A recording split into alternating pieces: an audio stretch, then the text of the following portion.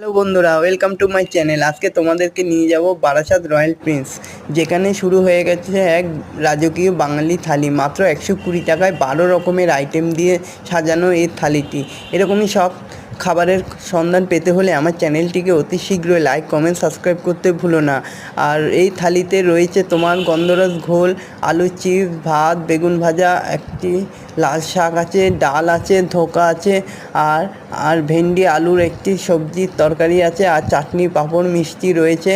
আর extra যদি তোমরা চিকেনের আইটেম নিতে চাও তো নিতেই পারো।